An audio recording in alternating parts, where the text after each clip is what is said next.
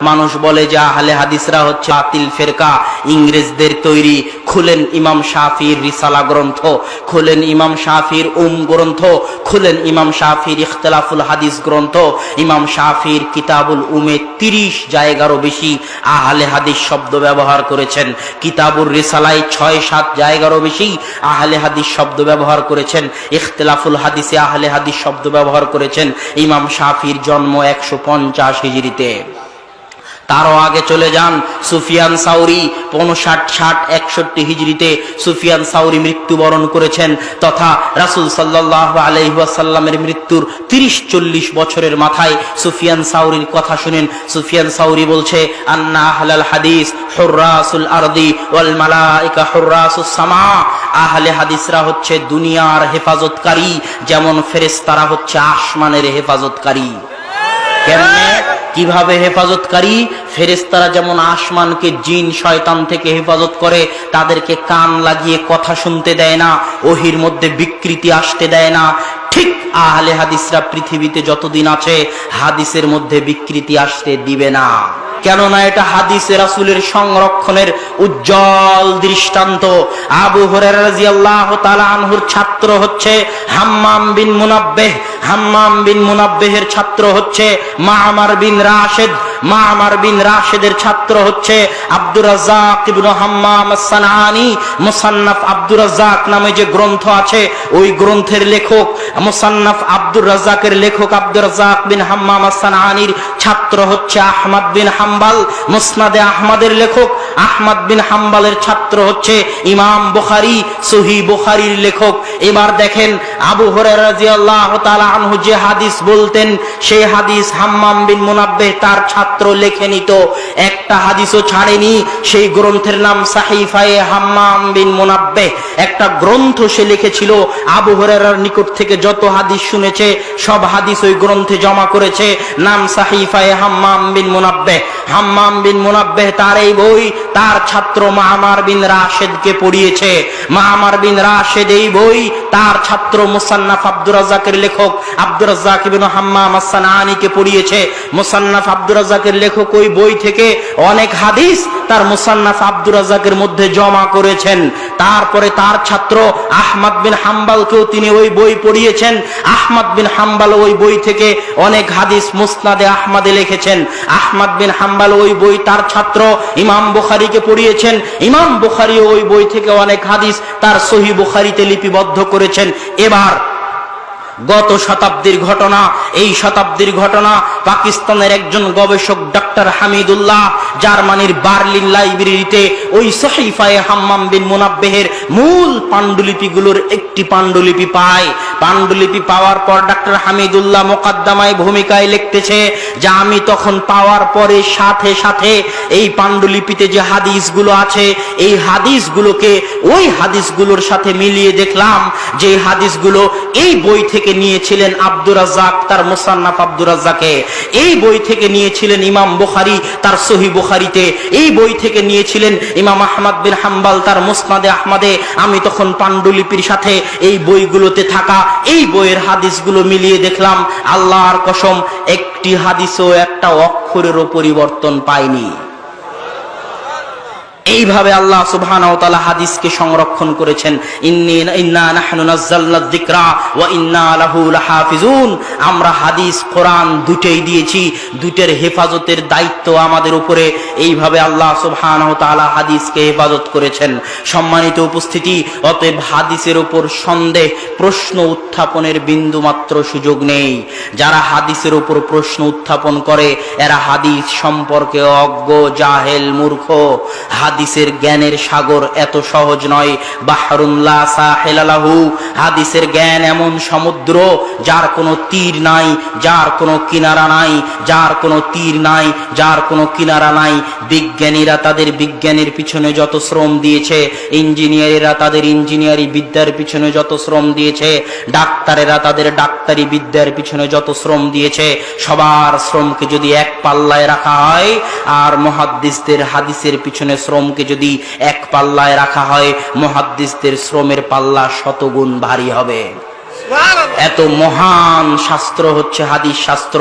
ফু দিয়ে উড়িয়ে দেওয়ার চেষ্টা করলে উড়বে না, যে ফু দেওয়ার চেষ্টা করবে সেই একদিন পৃথিবী থেকে হারিয়ে যাবে, টিকবে না, যেমন ভাবে গত 1400 বছরে টিকেনি।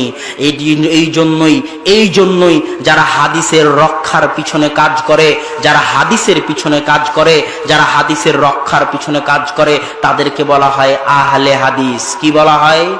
আহলে হাদিস বলা হয়। মানুষ বলে যে আহলে হাদিসরা হচ্ছে বাতিল ফেরকা, ইংরেজদের তৈরি। খুলেন ইমাম শাফির রিসালা গ্রন্থ, খুলেন ইমাম শাফির গ্রন্থ, খুলেন ইমাম শাফির ইখতিলাফুল হাদিস গ্রন্থ। ইমাম শাফির কিতাবুল উমে 30 জায়গারও বেশি আহলে হাদিস শব্দ ব্যবহার করেছেন। কিতাবুর রিসালায় 6-7 জায়গারও বেশি আহলে হাদিস শব্দ ব্যবহার করেছেন। ইখতিলাফুল হাদিসে আহলে হাদিস শব্দ ব্যবহার করেছেন। ইমাম শাফির জন্ম 150 হিজরিতে। তারও আগে চলে যান, সুফিয়ান সাউরি 59-60-61 হিজরিতে সুফিয়ান সাউরি মৃত্যুবরণ করেছেন, তথা রাসূল সাল্লাল্লাহু আলাইহি ওয়াসাল্লামের মৃত্যুর 30-40 বছরের মাথায় সুফিয়ান সাউরির কথা শুনেন। সুফিয়ান সাউরি বলছে, আন্না আহলাল হাদিস হুররাসুল আরদি ওয়াল মালায়েকা হুররাসুস সামা। আহলে হাদিসরা হচ্ছে দুনিয়ার হেফাজতকারী, যেমন ফেরেশতারা হচ্ছে আসমানের হেফাজতকারী। কেমনে, কিভাবে হেফাজতকারী? ফেরেশতারা যেমন আসমানকে জিন শয়তান থেকে হেফাজত করে, তাদেরকে কান লাগিয়ে কথা শুনতে দেয় না, ওহির মধ্যে বিকৃতি আসতে দেয় না, ঠিক আহলে হাদিসরা পৃথিবীতে যতদিন আছে হাদিসের মধ্যে বিকৃতি আসতে দিবে না। এই জন্য আহমদ বিন হাম্বল বলেছেন, লাউলা হাউলাইল ফিরকা তায়েফা নাজিয়া, যদি এই গ্রুপ, এই তয়েফা ফিরকায়ে নাজিয়া হয়, মা আদরি মানহুম, তাহলে আমি জানি না কারা ফিরকায়ে নাজিয়া। এই জন্য আবু দাউদ রাহিমাহুল্লাহ বলেছেন, লাউলা হাদিহিল ইসাবা লান্দারাসাল ইসলাম, যদি এই গ্রুপ, এই সমাজ, এই আহলে হাদিসরা না থাকতো তাহলে ইসলাম দুনিয়া থেকে মিটে যেত, ইসলাম দুনিয়া থেকে হারিয়ে যেত। সম্মানিত উপস্থিতি, রাসূল সাল্লাল্লাহু আলাইহি ওয়াসাল্লাম এর এই হাদিসকে সংরক্ষণের পিছনে আহলে হাদিসদের ভূমিকা সীমাহীন এবং অপরিসীম। আজকে আমরা হাদিস মানতে বাধ্য। এই বক্তব্যের শেষাংশে এসে বলতে চাই যে আহলে হাদিসরা যুগে যুগে যেভাবে কোরআন এবং হাদিসকে হেফাজত করে এসেছে, মরা পর্যন্ত হেফাজত করতে থাকবে, হাদিসের অনুবাদ করতেই থাকবে। ওই যে বলছে না 1000 কোটি টাকার মামলা দিবে, 5000 কোটি টাকার মামলা দিবে, দাও 1000 কোটি টাকার মামলা, ফাঁসির কাস্টে ঝুলিয়ে দাও, চাহে শুলির কাস্টে ঝুলিয়ে দাও। যেভাবে হাদিসের অনুবাদ হয়েছে, আলী লা তাদা তিমসালান ইল্লা তামাস্তাহু, আলী তুমি ছাড়বে না কোনো মূর্তি, ভেঙে খান খান করে দিবে। ওয়ালা কবরান মুশরিফান ইল্লা সাওয়াইতাহু, ছাড়বে না কোনো উঁচু কবর, ভেঙে সমান করে দিবে। যতদিন হায়াত আছে আল্লাহর রাসূলের হাদিস এভাবেই অনুবাদ হবে।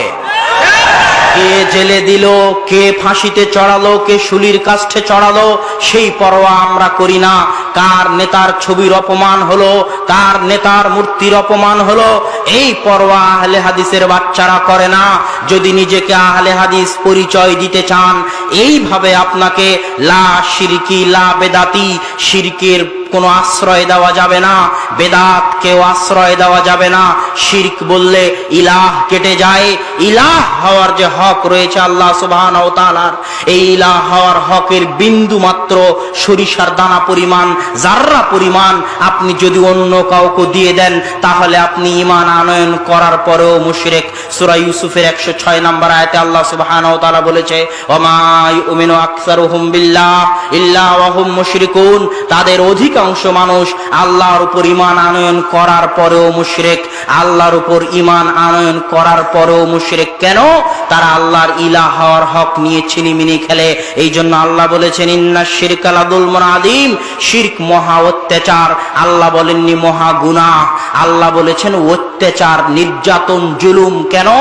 নগণ্য সৃষ্টি জীব হয়ে আপনি মহাবিশ্বের মহাপরাক্রমশালী সত্তা আল্লাহ সুবহানাহু ওয়া তাআলার খেয়ে, আল্লাহর পরে, আল্লাহর জমিনে চলে, আল্লাহর আসমানের ছায়ায় থেকে, আল্লাহর অক্সিজেন নিয়ে, আল্লাহর দেওয়া রুজি নিয়ে নগণ্য দুর্বল সৃষ্টিজীব হয়ে মহাপরাক্রমশালী সত্তা আল্লাহ সুবহানাহু ওয়া তাআলার ইলাহ হওয়ার যে হক রয়েছে, ওই হক নিয়ে ছিনিমিনি খেলেছেন। এই জন্য আপনার চেয়ে বড় অত্যাচারী কেউ নাই। নিজের উপর অত্যাচার করেন, আল্লাহ ক্ষমা করে দিবেন। আল্লাহ বলেছেন, ইয়া বানি আদম লাওয়াতাইতুনি বিগরাবিল আরদি খাতায়া, আদম সন্তান, আমার নিকটে যদি আসমান জমিন ভর্তি পাপ নিয়ে উপস্থিত হও, শিরকের গুনাহ না থাকে, আমার উপর অত্যাচার না করে থাকো, ক্ষমা করে দিব। কিন্তু আমি আল্লাহ, আমার উপর যদি অত্যাচার করে থাকো, আমার ইলাহ হওয়ার হক নিয়ে যদি বিন্দু মাত্র ছিনিমিনি খেলো, ক্ষমা করব না, ক্ষমা করতে পারবো না। আপনি আল্লাহকে রব হিসেবে মানেন ঠিকই, কিন্তু যখন অসুখ হয়েছে তখন তাবিজ কবজের কাছে চলে গেছেন, আপনি আল্লাহকে ইলাহ হিসেবে বিশ্বাস করেন না। এই জন্য আমাদের কালেমা এটা নয় যে লা রাব্বা ইল্লাল্লাহ, আল্লাহ ব্যতীত কোনো রব নেই।